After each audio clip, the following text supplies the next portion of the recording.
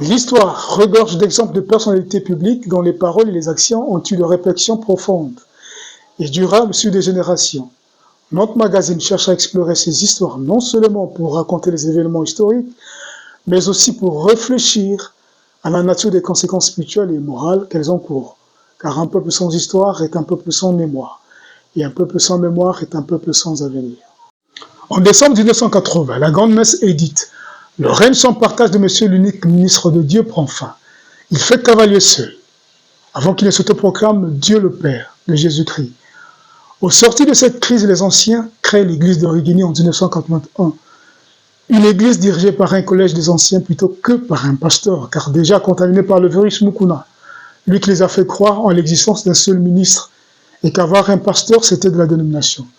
Nom qui signifie ceux qui ont fait naufrage dans la vraie foi en Christ. Oui, l'Assemblée chrétienne de Rigini a commencé en 1981, quand nous sommes séparés avec le frère Mukuna.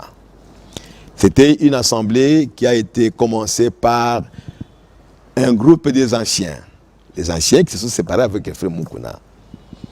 Et c'est comme ça que un bien-aimé nous a donné sa parcelle et nous avons commencé l'église là-bas.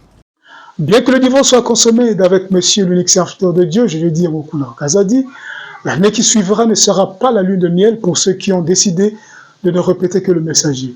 Ils seront surpris par Franck, le missionnaire, en 1982, qui se substitue désormais en la continuité, le successeur de William Marion Branham. L'homme a écouté. Il va même plus loin jusqu'à contester et à contredire William Marion Branham. Là aussi, les anciens composés de Baruti, Kalumbu, Kanda, Mombo, ainsi de suite, refuseront catégoriquement de suivre Franck, considéré jusqu'ici comme le père spirituel dans ses dérives. Frère Branham a parlé de la Sainte Seine, ok? Et Frère Franck a parlé aussi de la Sainte Seine. Dans les lettres circulaires. Lettres circulaires, même pas la lettre circulaire, mais dans son livre qu'il avait intitulé, le premier livre qu'il avait écrit là-bas, le nom est parti, c'est là où il parlait des doctrines. C'était son premier livre. Oui, son premier livre qu'il avait écrit, ou c'est son deuxième livre, parce que le premier livre qu'il avait écrit, c'était l'impact de la révélation. Le conseil des dieux. Voilà, le conseil des dieux, ce livre-là. Alors, c'est là où il parlera de la Sainte Seine, comment on peut préparer la Sainte Seine. Pour lui, il faut prendre la farine, la mélanger avec de l'huile, et puis vous allez maintenant griller ça, et vous prenez ça comme Sainte Seine.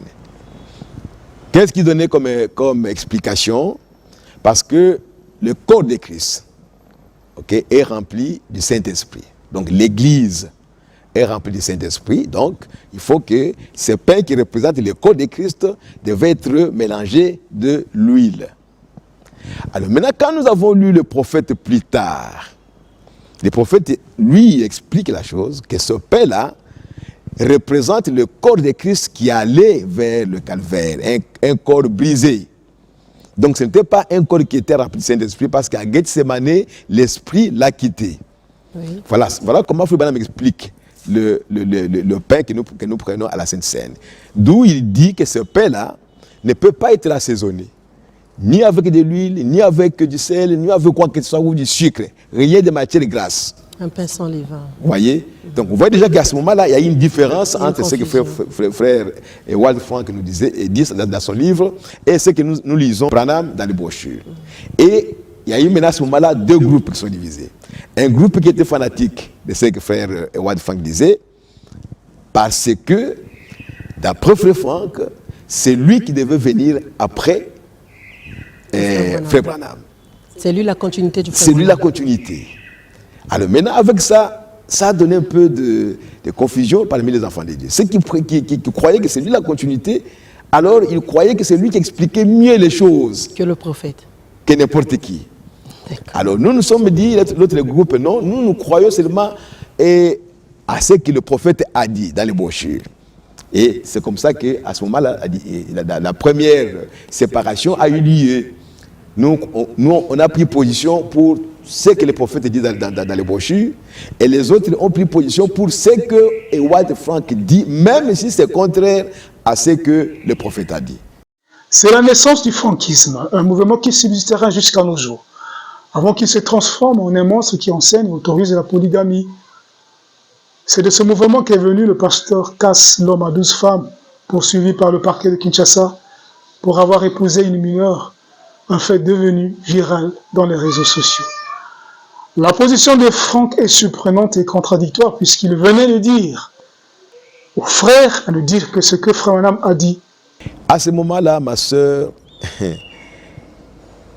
ça a commencé avec le frère Ewald Frank. Tellement qu'il y avait des confusions, le frère Ewald Frank a dit, à partir d'aujourd'hui, si vous voulez dire quelque chose, vous devez montrer où est-ce que le prophète en a parlé, avec des citations à l'appui. Le seul espoir pour les vrais croyants du message de William Marion Branham était peut-être Barillier. Mais comme le malheur ne vient jamais seul, en 1984, Barillier, de retour à Kinshasa, va déclarer ouvertement que le message de William Marion Branham était devenu des carottes pourries et qu'il fallait croire en la nouvelle sémence, autrement dit le message de Franck, propagé à travers des lettres circulaires. Vers 1984, je crois, quand le frère Barillier a prêché que le message de frère Branham est devenu des carottes pourries, qu'il fallait une nouvelle sémence. Et cette nouvelle sémence, c'est que le frère Ewald Frank prêchait, c'est-à-dire que le frère Ewald Frank avait un message. Alors c'est là où la chose a vraiment décapoté. Nous sommes allés voir le frère Barillier, chez un autre frère qui nous recevait souvent, qui est déjà parti aussi de l'autre côté, frère Ndunguna. On a parlé avec lui longuement pour qu'il nous démontre comment le frère Ewald Frank a un message. Parce que vous nous avez enseigné que le dernier message, c'est le message prêché par William Marion Branham. Mais comment se peut-il qu'aujourd'hui, frère Frank vienne avec un autre message? Nous avons posé la question à frère Barillier, mais quel est ce message? Il dit tous les livres qu'il écrit, les lettres circulaires, le Conseil des dieux, et tout ça, ce sont ces livres-là qui constituent le message de frère Frank. Nous avons dit à frère Barillier, en tout cas, nous vous respectons, jusqu'ici nous ne comprenons pas comme vous. Nous allons rester dans la première position que nous avions, qu'il n'y a qu'un seul message, c'est le message apporté par frère Branham. En dehors de ça, il n'y a pas un autre message. Les vrais défenseurs du message vont rompre complètement leur collaboration avec les Blancs. En tout cas, la peau blanche ne jouera pas sa partition. Mais malgré cette rupture, les anciens ne vivront pas un avenir radieux. Les langues se délient, on accuse les anciens de ne pas laisser prêcher les nouveaux. Et après ça, maintenant, même dans notre position là que nous avons prise, les incompréhensions continuent toujours. Vous voyez? Alors, celui qui comprenait autrement, il y a eu même un prédicateur qui pouvait dire non, moi je suis docteur dans la parole de Dieu. Il va écrire, il va montrer les erreurs que les anciens faisaient. Alors, il quitte, il va créer son église. Et c'est comme ça, petit à petit, il y a eu maintenant beaucoup d'églises. Nous sommes en 1985. Jusqu'ici, l'église de Rikini est dirigée par un collège des anciens, une position non scripturaire, et qui est l'héritage des enseignements de M. Mukuna Wakazadi. Reconnaissent les anciens. Alors, il faut placer un pasteur. Mais qui?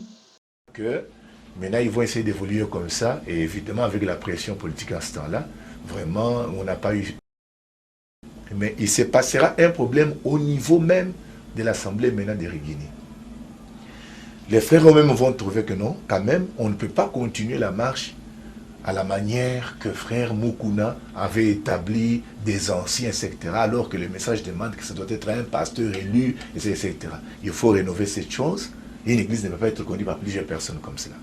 Qu'est-ce qu'on va faire? On va destituer, on va demander à tous les anciens de s'asseoir, et que les anciens eux-mêmes se réunissent et choisissent parmi eux 2 personnes qui peuvent conduire l'église, enseigner l'église sur ce qui concerne l'ordre, et établir l'ordre en plaçant un pasteur et l'associé. On va choisir en la personne de frère Ngoma, le feu Ngoma qui est déjà décédé, et avec le frère Barouti Kassoum. C'est eux qui seront pris comme des anciens pour diriger pendant ce temps-là et classer, mettre l'église dans l'ordre. Et voilà que ça va aller comme cela. Et frère, ça c'est déjà dans les années 85. Le pasteur Barouti, frère Barouti, avec frère Ngoma, qui était ministre, parce que personne n'osait se dire pasteur. Chacun était ministre parce que être ministre, c'est ce qui était considéré comme l'ordre donc le plus élevé par les... Voilà, c'est ça la connaissance qu'il y avait en ce temps-là. Et chacun se faisait ministre. Alors, qu'est-ce qui va se passer? On va placer un pasteur. On va chercher un pasteur modéré, qui n'a pas beaucoup de problèmes avec les gens. On va trouver dans la personne de frère Mbombo, le frère Mbombo qui est déjà décédé, on va le trouver comme pasteur, on va le placer. Pasteur Mbombo ne prêche presque pas. D'abord, il est maladif. Quand il prêche, le lendemain, il a la tension. Il ne prêchait pas. Maintenant, il était là, lui, comme un modérateur, et les autres prêchaient. Alors, il y avait beaucoup de prédicateurs qui prêchaient. Et donc, la connaissance encore était que non, c'est comme si le pasteur, lui, ne doit pas prêcher. Lui, il est seulement là, il doit aligner les ministres, etc. C'était ça la connaissance qu'il y avait en ce temps-là. Et ils vont évoluer comme cela. Et tous ces prédicateurs-là prêchaient. Il y avait frère Nzodi, et qui est encore vivant aujourd'hui. Il y avait pasteur Kande qui vient de partir. Il y avait Ngoma qui est aussi parti. Il y avait Moukeba. Il y avait beaucoup alors. Il y avait Asoba, il y avait Barouti lui-même, il y avait Moukeya, il y avait Kalumbu, il y avait Land, il y avait beaucoup de gens.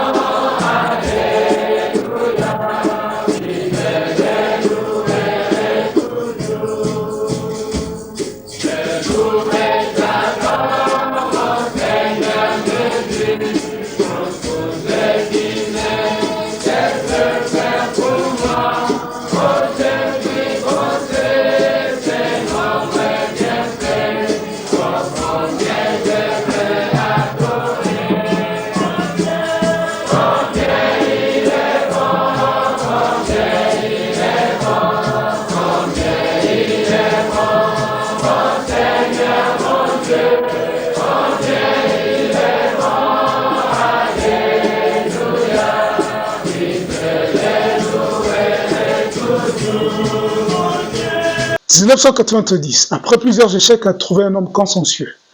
Le destin dira son mot. Le pasteur Barouti l'emporte par une voix majoritaire. Il hérite une église froide, sortie à peine des séparations et des divisions, selon qu'ils le disent eux-mêmes. 3 ans plus tard, je veux dire en 1993, la Pentecôte éclate en l'église de Rigini, comme au temps des apôtres. Les lignes bougent, les gens vivent les mêmes miracles, les mêmes signes, comme au temps des apôtres. Le réveil bat son plein, s'étend jusqu'au Congo-Brazzaville, avant d'embrasser le monde entier par la création des églises, fruit de ce réveil. Le monde entier, même les enfants de William Marion Branham reconnaîtront l'action spéciale de Dieu dans ce grand pays, 4 fois plus grand que la France, 80 fois plus grand que la Belgique, et des superficies légèrement inférieures au quart de celle des États-Unis.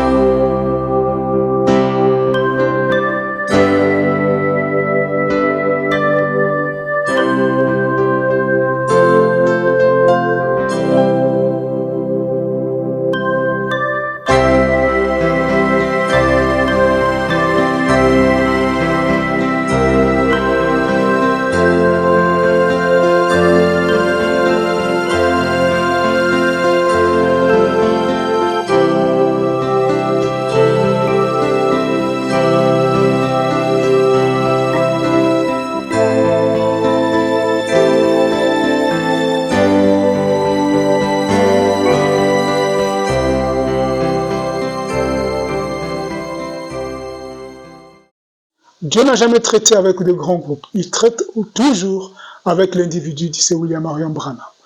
Dans ce contexte, qui est le père de ce réveil?